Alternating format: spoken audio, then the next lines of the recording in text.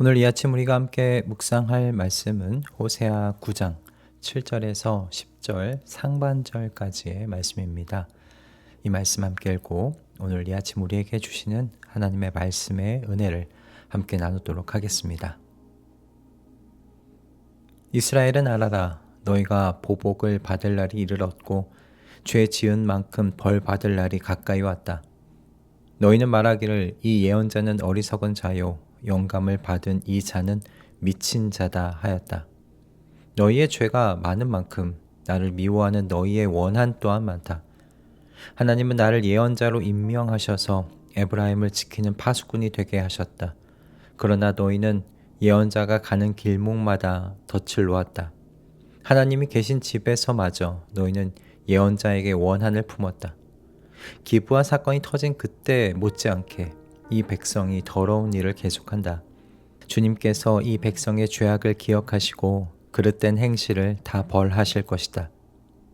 내가 이스라엘을 처음 만났을 때 광야에서 만난 포도송이 같았다.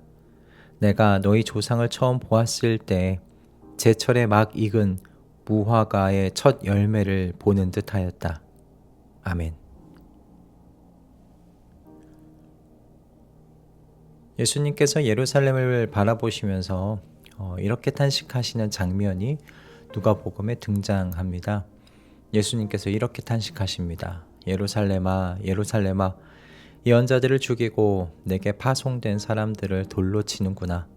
암탉이 제 새끼를 날개 아래에 품듯이 내가 몇 번이나 내 자녀를 모아 품으려 하였더냐. 그러나 너희는 그것을 원하지 않았다. 예수님의 탄식처럼 이스라엘의 역사는 한편으론 하나님께서 선지자를 보내시고 거부당하시는 그런 반복의 역사라고 표현해도 과언이 아닐 겁니다. 이렇게 반복되는 거부의 역사 속에서 그럼에도 하나님께서는 분노가 아니라 지금 탄식으로 반응하십니다. 탄식하시면서도 보내고 또 보내고 또 보내시는, 그리고 마침내 당신의 아들을 보내시는 하나님이십니다.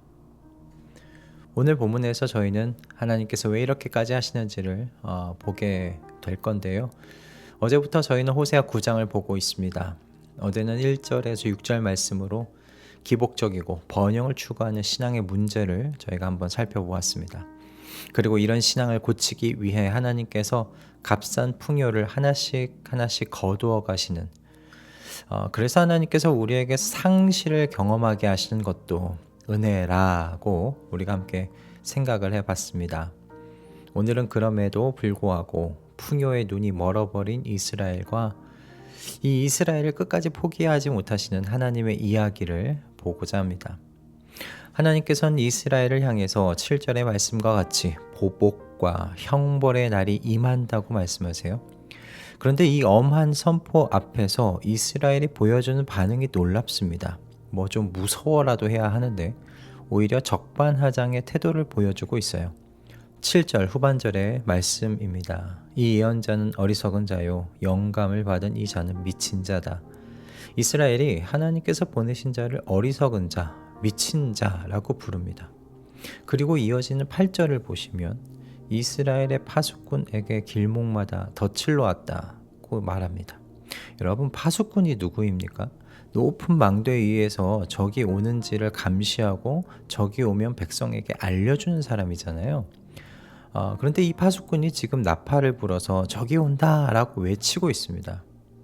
그런 백성에 감사해야 하는 것 아니겠어요? 그런데 감사하는 것이 아니라 도리어 파수꾼을 잡으려고 덫을 놓는다고 말합니다.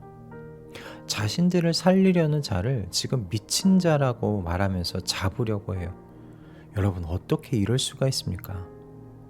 어떻게 이스라엘은 이런 지경에까지 이르게 된 건가? 여러분, 당시 이스라엘이 누리는 풍요가요, 오히려 그들의 눈을 속이는 눈이 되게 만들어 버렸습니다. 어제 저희가 본 대로 타작마당에는 곡식이 넘치고 있었죠. 포도주가 가득했습니다. 구약에서 풍요는요, 하나님께서 주시는 축복의 표지였습니다. 그러므로 곡식이 넘치니 하나님께서 자신들과 함께하고 계시다라고 이들은 생각한 겁니다. 그러니 이스라엘은 자신들이 지금 누리는 풍요를 보면서 우리가 잘못하고 있는 것이 없다라고 확신한 거예요. 하나님께서 우리에게 이런 풍요를 누리도록 허락해 주셨다라고 생각하고 있는 것이죠. 그러니 호세아가 심판이 온다라고 외친 것이 이스라엘에게는 완전히 말이 안 되는 이상한 말이 되어버리는 겁니다. 모든 것이 지금 잘 되고 있고 풍요로운데 도대체 뭐가 잘못이냐라는 것이죠. 무슨 심판? 이해가 안 되는 겁니다. 하나님께서 허락하신 풍요로움이 지금 내 눈앞에 있는데 왜 심판에 대하여 외치는 거냐는 거죠. 때문에 이들의 눈에는 호세아 선지자는 미친 자입니다. 그래서 불편한 진실을 말하는 이 참된 선지자를 내몰아 버리고 귀를 즐겁게 해주고 지금의 풍요를 편하게 누리라고 말해주는 거짓 선지자들을 찾아간 것입니다. 불편한 진실보다 편안한 거짓을 택한 것이지요. 여러분, 이것이 영적 무감각의 정체입니다. 이 말씀으로 우리 자신을 돌아볼 필요가 있는 것 같아요. 예배에 잘 출석하고 있고 열심으로 교회 봉사에 참여하고 기도와 말씀을 읽는데 남들과 비교해서 부끄럽지 않습니다. 정말 모든 일에 열심입니다. 그런데 순간순간 말씀들이 나를 찔러옵니다. 말씀이 나를 건드리는 겁니다. 난 잘하고 있는데 왜 말씀이 나를 불편하게 만드나? 왜 나를 찌르나? 그래서 그 말씀을 마음에서 흘려보내는 건 아니시냐라는 것이죠.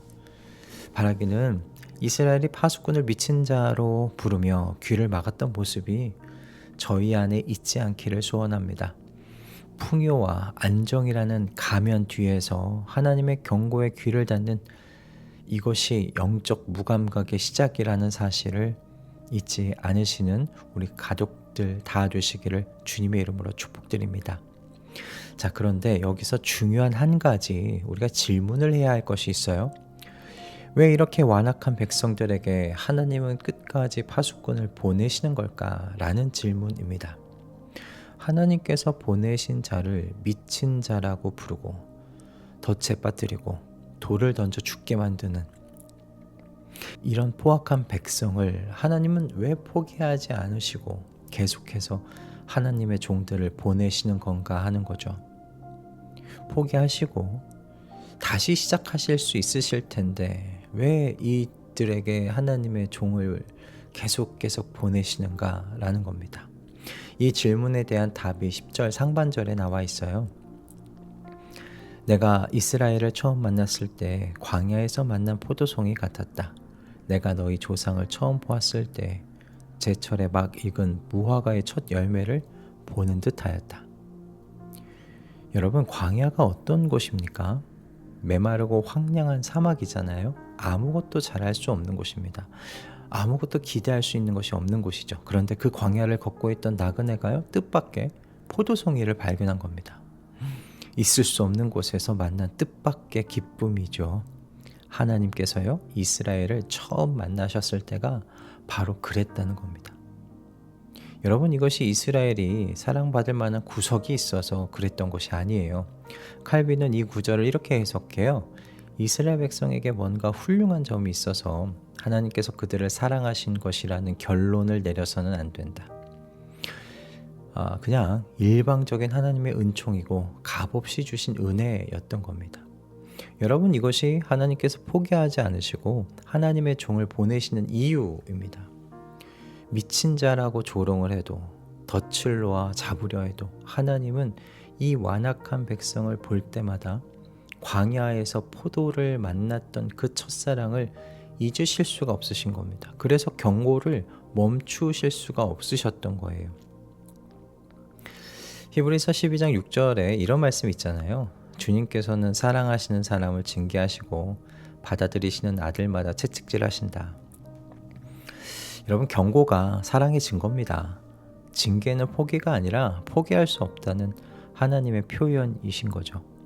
하나님께서 정말 포기하셨다면 불편한 말씀이 더 이상 들리지 않을 겁니다.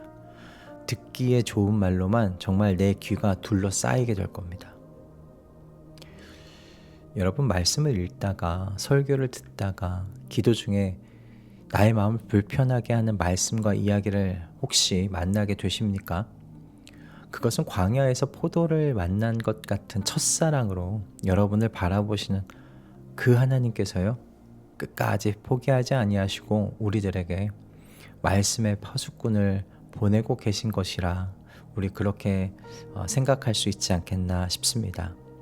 그런 깨어있음과 부드러운 마음을 소유하시기를 이 아침 주님의 이름으로 축복합니다. 앞에서 말씀드린 누가복음 13장 말씀에서 예수님께서 예루살렘을 바라보시며 탄식하셨지요. 선지자를 죽이는 예루살렘을 향해 분노가 아니라 눈물을 흘리셨어요. 왜요? 하나님에게 이스라엘은 여전히 광야에서 만난 포도이기 때문입니다. 그리고 바로 예수님께서 거부당하시는 마지막 파수꾼으로 오셨기 때문입니다. 이스라엘이 미친 자라고 불렀던 그 파수꾼의 자리에 하나님의 아들이 직접 서신 것이지요. 그리고 덫이 아니라 십자가 위에서 죽임을 당하십니다. 여러분, 이것이 광야의 포도를 향한 하나님의 첫사랑이 도달한 끝자락이에요. 여러분, 에스겔 36장 26절에서 하나님께서 이런 약속을 주세요. 너희에게 새로운 마음을 주고 너희 속에 새로운 영을 넣어주며 너희 몸에서 돌같이 굳은 마음을 없애고 살갗처럼 부드러운 마음을 주며. 딱딱해진 우리의 마음을 부드럽게 하시는 일도 하나님께서 하시는 일입니다. 우리 스스로가 마음을 부드럽게 만들 수 있는 게 아니에요. 그러니 오늘 아침 이렇게 기도했으면 합니다. 주님, 제 마음을 부드럽게 해주십시오. 불편한 말씀 앞에서 귀를 막지 않게 해주십시오. 주님의 경고를 주님의 사랑의 음성으로 들을 수 있는 부드러운 마음 주시옵소서. 이렇게 기도했으면 좋겠습니다.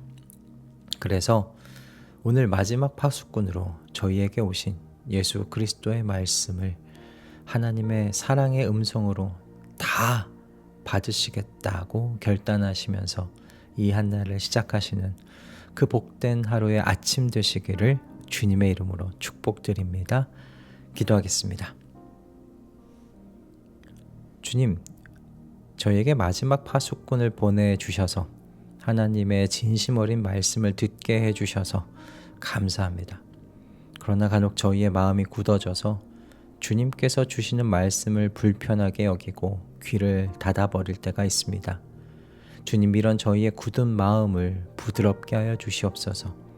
창세 전부터 우리를 향하신 주님의 사랑을 그리스도 안에서 굳게 확신하게 하시사 주님의 모든 말씀을 사랑의 음성으로 들을 수 있도록 주님, 오늘 저희 모두에게 은총 내려 주시옵소서. 예수 그리스도의 이름으로 기도드립니다. 아멘.